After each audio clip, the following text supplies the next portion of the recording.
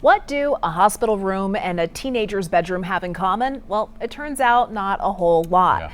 But that is what inspired 16-year-old Anna Reed to start her own nonprofit to help change that. So at 14 years old, Anna was diagnosed with osteosarcoma when a cancerous tumor was found in the bones of her arm.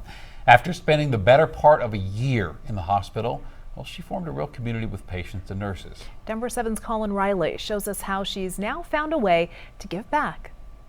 When Anna Reed was 14 years old, her lifestyle was pretty typical for someone her age. She liked to hang with friends and spent much of her time as a three-sport athlete. But a day on the lacrosse field changed her life to anything but typical. I started to notice a pain in my right arm. I would start to ice it and put heat on it, and I would stretch and everything, and the pain just wouldn't go away. Reed thought her shoulder pain was from overuse, but the pain would get worse over time. One day, while putting on makeup, My arm just started to shake. Reed and her mom knew it was time to visit the hospital, and it was there she received devastating news. She was diagnosed with osteosarcoma in her right arm. My stomach kind of just dropped to the floor. She spent almost a year in the hospital, waiting through the stress of chemotherapy and a successful surgery to remove cancerous tumors. It was around 6 inches that they cut out, but they had to replace it with dagger bone, titanium rod, and a titanium plate. It didn't take Anna long to realize how uncomfortable a hospital room was.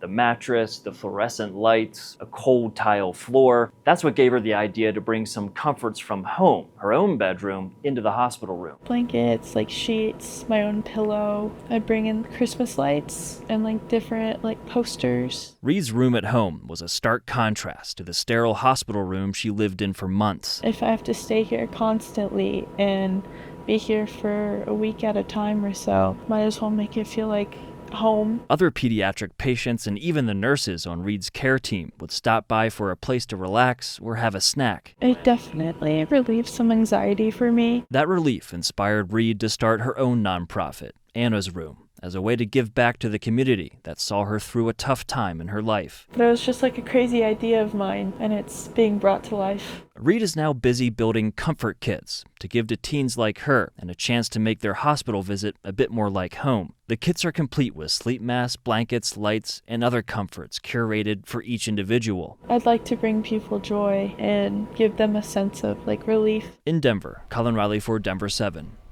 Oh, she is so incredibly strong. Well, looking closer at this, a lot of parents may not connect shoulder pain, like what Anna experienced, to something as serious as cancer.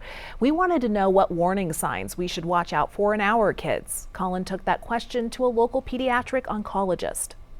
Generally, kids are not victims of chronic pain. So if you notice that, if you notice pain, if you notice swelling, a lump, and it persists for any amount of time, then I would recommend having it checked out by a physician. The last thing as a parent you are ever going to think is that your child has cancer. Right. You're going to think it is much more common and a benign issue, and that's why we want to highlight, if pain and swelling does not very quickly resolve, that you want to have that seen by a physician.